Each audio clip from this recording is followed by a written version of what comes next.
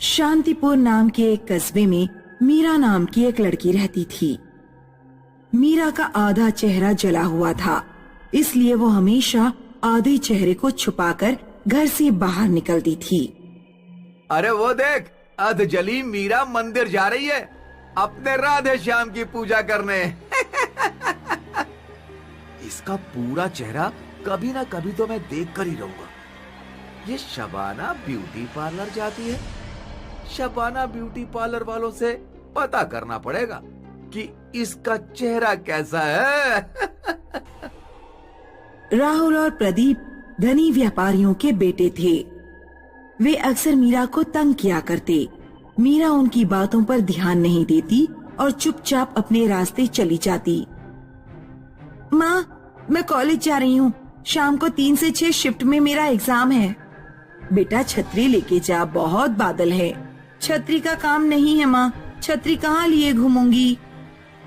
मीरा उस शाम जब एग्जाम देने के बाद कॉलेज से बाहर निकली तो जोरदार बारिश होने लगी। उसे कुछ घंटे एक दुकान में रुकना पड़ा। रात में जब बारिश रुकी तो मीरा अपने घर की तरफ बढ़ी। सड़कों पर पानी भरा हुआ था, इसलिए सड़कें सुनसान थीं। अचानक मीरा को किसी ने छोटा सा पत्थर फेंक कर मारा।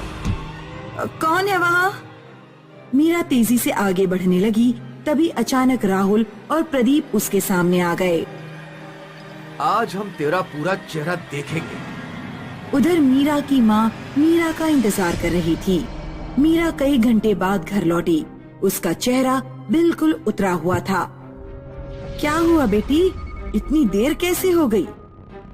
मीरा कुछ नहीं बोली और चुपचाप अपने कमरे में चली गई। उधर राहुल और प्रदीप देर रात अपने घर पर शराब पी रहे थे।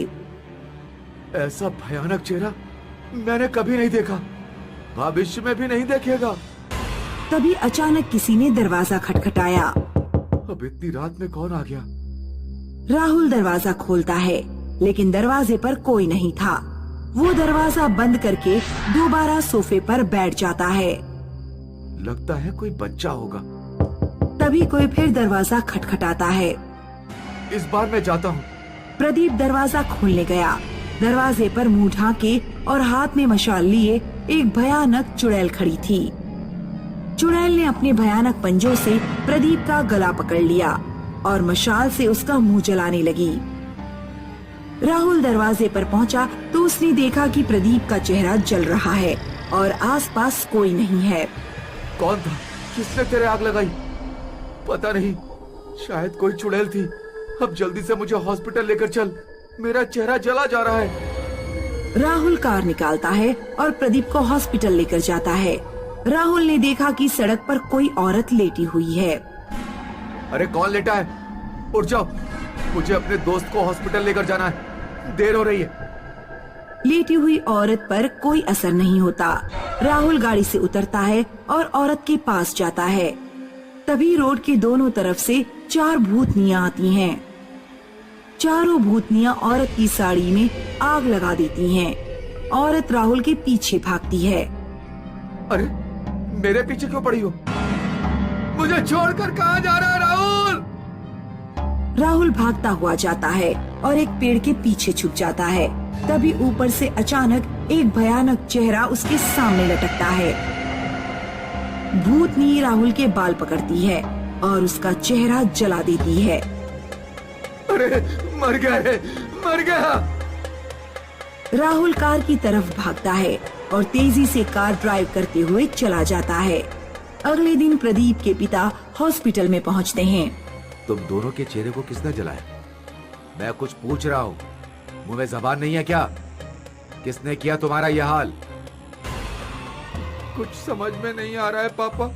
हमने कल मीरा का चेहरा देखने की कोशिश की थी, उसके बाद से न जाने कौन हमारे पीछे पड़ गया है। प्रदीप के पिता मीरा के घर पहुंचते हैं।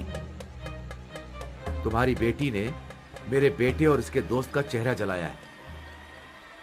मैंने ऐसा कुछ नहीं किया। उस रात जब मैं कॉलेज से लौट रही थी तो राहुल और प्रदीप ने जबरदस्ती मेरा चेहरा देखने की कोशिश की।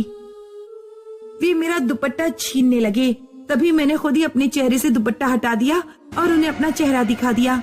मैं जैसी हूँ वैसी हूँ। मुझे खुद को लेकर कोई अफसोस नहीं। अगर तुमने ये नहीं किया तो फिर उनके चेहरे किसने जलाए? मैं नहीं जानती। प्रदीप के पिता एक तांत्रिक को बुलाते हैं और उन्हें राहुल और प्रदीप के पास लेकर जाते हैं। कोई आत्मा इन दोनों का पीछा कर रही है, सावधान रहना होगा। राहुल और दीपक की हॉस्पिटल से छुट्टी हो जाती है और वे दोनों अपने अपने घर चले जाते हैं। प्रदीप घर जाते ही सो गया। रात के 2 बजे उसकी आंख खुली। उसके बिस्तर के चारों ओर 4 चुड़ैल हाथ में मशाल लिए और मुंह ढाके खड़ी थीं। चुड़ैलों ने प्रदीप के बिस्तर पर आग लगा दी। मुझे मत मारो, मुझे मत मारो। प्रदीप बिस्तर से कूदा और खिड़की से कूदकर सीधे राहुल के घर की ओर भागा। राहुल उसे सड़क पर ही मिल गया। क्या तुम्हारे बिस्तर पर भी किसी ने आग लगा दी? हाँ। दोनों भागते हुए शबाना ब्यूटी पार्लर पहुंच गए। ब्यूटी पार्लर अभी भी खुला हुआ था। क्या कोई है? हमारी मदद करो। हेलो, क्या कोई है? यहाँ पर कोई है?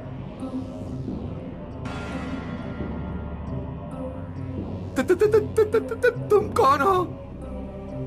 मैं वैशाली हूँ। 50 सालों से मेरी आत्मा इस कस्बे में भटक रही है। मैं भी मीरा की तरह आधी जली हुई थी।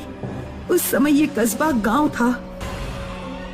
एक दिन जब मैं रास्ते से गुजर रही थी तो तुम्हारे जैसे कुछ छिछोरों ने मेरा चेहरा जबरदस्ती देखने की कोशिश की, और जब मैंने चेहरा नहीं दिखाया तो उन्होंने मुझे उठाकर कुएं में फेंक दिया। मुझे तैरना नहीं आता था और मैं डूबकर मर गई। भूतनी ब्यूटी पार्लर का दरवाजा बाहर से बंद कर देती है और ब्यूटी पार्लर में आग लगा देती है। राहुल और प्रदीप अंदर चिल्लाते रह जाते हैं। बचाओ, बचाओ!